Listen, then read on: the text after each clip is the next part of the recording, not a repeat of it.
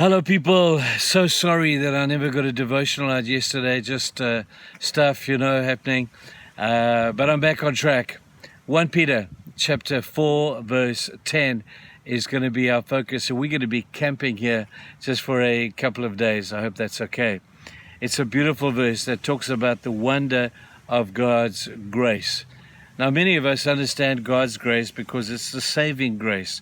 It's the amazing grace that John Newton sang about and wrote about in that beautiful song, the amazing grace that saves people like us.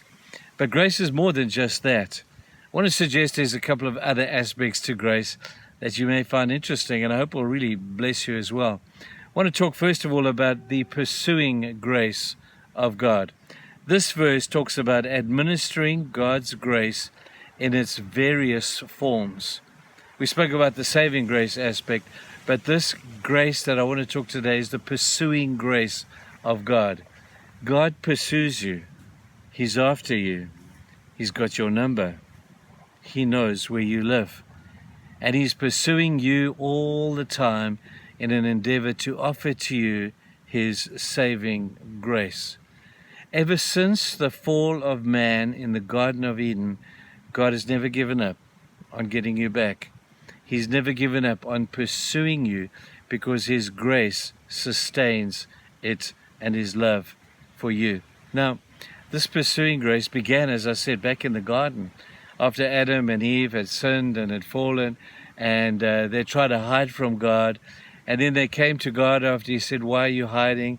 And they said to Him, "God, we're hiding because we've suddenly realized that we are naked." And God, understanding the fallenness then of His creation, He had an animal killed, and He covered their nakedness with skins. That's the first start of the pursuing of God that still continues today. God gives grace to those who have sinned and to those who are embarrassed by their sin. And back there in the garden, this grace came in the form of a skin that is taken from a life was taken in order for this skin to be produced and presented to Adam and Eve to cover their sinful condition. And I guess in many ways that's absolutely true too of us sometimes, even today. We have God who says, "I love you that much that I will give you a robe to cover your sinfulness." And the pursuit of God began in the Garden of Eden. Come forward some thousands of years into the New Testament, God is still pursuing, and God is catching up on you, because now what was once a robe of a skin in the Garden of Eden has now become the robe of righteousness that He offers to you.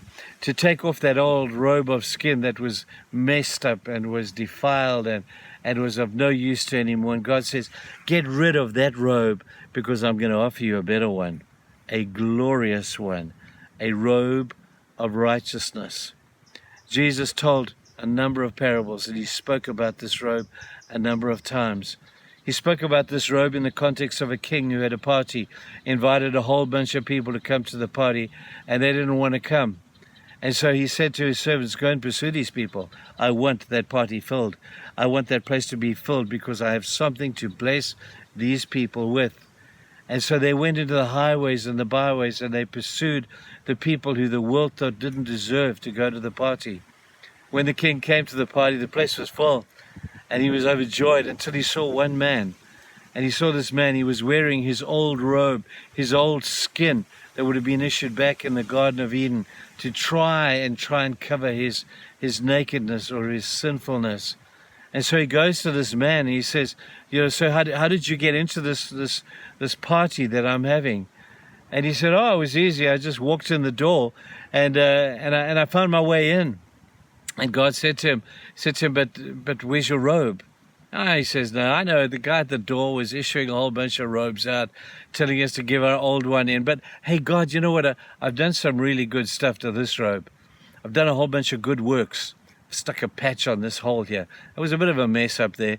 But I've washed my robe, my old one, my old skin, and I've cleaned it up as best I can. And I've tried so hard to be good. And I've tried so hard to be able to justify coming to this party. But I just want to wear this robe. I'm kind of attached to this old skin that I have. And God was angry and said, you can't wear that old skin to my party. You need to have a new robe. You need to get rid of that imperfect one, and I want to give you a robe of righteousness.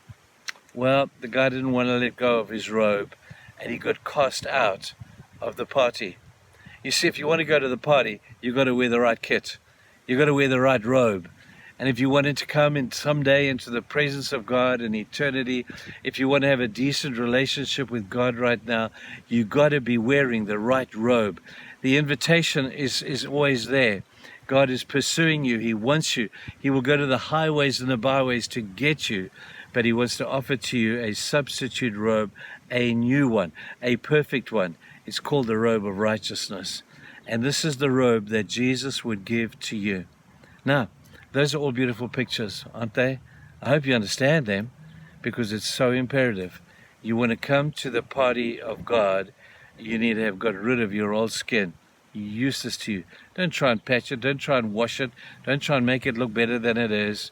Get rid of that sucker and get for yourself the robe of righteousness that God is pursuing you through the avenues and the byways and the highways of life to offer to you a new robe, a perfect robe that Jesus would give to you because of his death upon the cross.